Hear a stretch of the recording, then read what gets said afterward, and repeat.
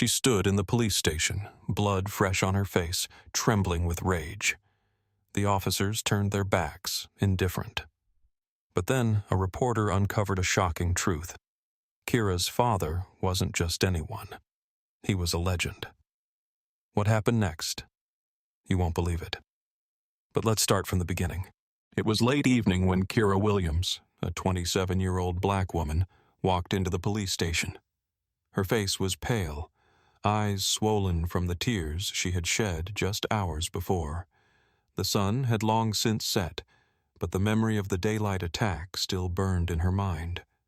A group of young men had assaulted her on her way home, and when she called the police for help, she was met with nothing but indifference. The officers, with their bored expressions and dismissive tone, barely seemed to care. "Maybe you should have been more careful, Miss Williams," one of them remarked, his voice dripping with condescension. "It's a rough neighborhood." The words hit her like a slap in the face. She stood there, trembling, her body still aching from the assault, while the officers showed no sympathy, no sense of urgency. Kiera's heart pounded in her chest, a mixture of anger and disbelief coursing through her veins. She had expected more than their cold, detached response. She had expected, at the very least, an ounce of compassion, a shred of understanding. But instead, she was left alone in a sterile room, a victim of violence, surrounded by people who were supposed to protect her, but instead had chosen to turn their backs. The injustice of it all gnawed at her soul. The bruises on her skin were nothing compared to the ache in her heart. The bitter realization that the system meant to serve her had failed her so completely. As she sat there, staring at the officers who barely acknowledged her presence, she couldn't help but wonder, how had things gotten this bad? Was this really what the world had become? She left the station that night, not with any sense of resolution, but with a deep, unsettling anger, an anger that would only grow with time. The streets outside felt colder than ever. The world felt colder. But she wasn't ready to back down. Not yet. Kiera's frustration quickly morphed into something much more dangerous: anger. The cold indifference she had faced at the police station, combined with the sting of being dismissed because of her race, ignited a fire within her. She could no longer sit back, helpless and ignored. This wasn't just about her anymore. It was about something much larger. She was no longer going to accept being erased, brushed aside, or silenced. Determined to make her voice heard, Kiera spent the following days rallying those around her, her friends, her family, anyone who would listen. She collected testimonies from witnesses who had seen the attack, every small detail that could be used to hold the system accountable. But she wasn't stopping there. She began organizing a protest, a demonstration right outside the police station. She was done waiting for justice. She was going to demand it. The media quickly caught wind of her story. What had started as a single, overlooked incident snowballed into national news. Cameras, reporters, and journalists began to swarm her. They didn't just want to hear about the assault. They wanted to know about the corruption, the neglect, and the blatant racism embedded in the very institution that was supposed to protect the public. Kiera became a symbol, her pain and struggle shining a spotlight on a broken system that had been silent for too long. The police, sensing the mounting pressure, did what they always did when faced with accountability.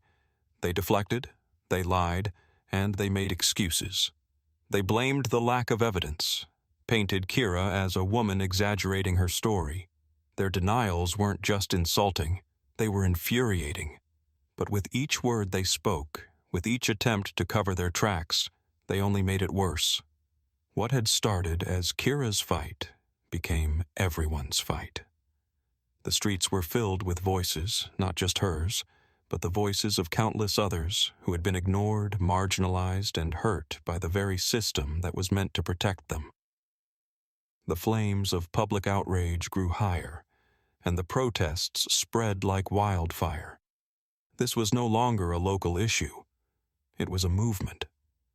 Kiera had become the face of it, and she wasn't going to back down. Then, something unexpected happened, something that would change everything.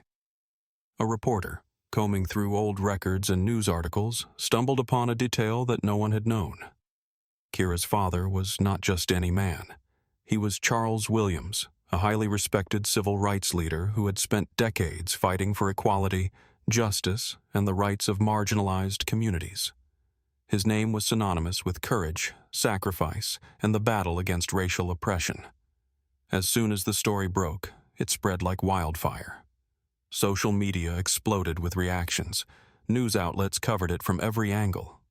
People who had been indifferent to Kiera's story suddenly couldn't ignore it. This wasn't just any woman who had been assaulted. This was the daughter of a legend. Someone whose legacy was built on fighting the very kind of racial injustice that Kiera herself was now a victim of. It was impossible to separate her pain from the legacy of her father. The impact was immediate, and it was seismic. The weight of this revelation intensified the pressure on the police. What had once been a local issue, confined to the walls of the precinct and the streets of their city, had now become a national scandal. The officers who had ignored Kiera's case were no longer just guilty of negligence. They were seen as complicit in the erasure of a voice that had always fought for justice. Their refusal to help Kiera was no longer something people could shrug off. It was an affront to everything Charles Williams had stood for. To the world, it was clear that this was not just about Kiera. This was about the very principles her father had spent his life defending. Public opinion, once skeptical or indifferent, turned from disbelief to full-blown fury. The public outcry was deafening. The police, realizing they could no longer shield themselves from the backlash, had no choice but to act. They were forced to open an official investigation into Kiera's assault. The moment the announcement was made, the tension in the air was palpable. The fight had taken a new turn, and the battle for justice was far from over. Weeks passed, and the truth, inevitable and undeniable, finally surfaced. The officers who had dismissed Kiera's case were held accountable for their actions. It was a long, hard-fought battle, but the justice that had seemed so distant was now within reach. The scandal had rocked the city to its core. People demanded more than just answers. They demanded change. It wasn't enough to address Kiera's assault. They wanted justice for all those whose cries had been ignored, all those whose pain had been minimized or erased by the very people meant to protect them. Kiera had become more than just a victim. Her strength, her relentless fight against a system that had failed her, had transformed her into something greater. She was a symbol of resilience, a testament to the power of refusing to stay silent, no matter the odds. The woman who had once walked into that police station, broken and ignored, was now a force to be reckoned with. Her journey, filled with anger, determination, and courage, had inspired many others to speak up, to fight back, and to demand what was rightfully theirs. As she stood there, watching those who had wronged her face the consequences of their actions, Kiera felt a quiet but profound sense of pride. There was no celebration, no loud victory chants. Instead, there was a calm satisfaction in knowing that the truth had won. The scars from that day, both physical and emotional, would never fully fade, but in this moment, Kiera understood something deep within herself. She had fought not only for her own dignity, but for the dignity of all those who had been silenced, overlooked, and dismissed for too long. She had stood tall for her father's legacy, for her own rights, and for the future of a world where no one would ever again be left to suffer in silence. Justice had been served, perhaps delayed but never denied, and that was enough for her.